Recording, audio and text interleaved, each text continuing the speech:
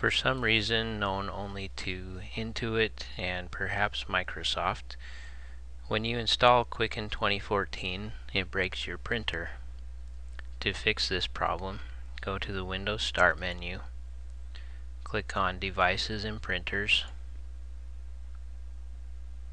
and you'll notice that the Quicken PDF printer has been set as the Windows default printer, indicated by the green check mark.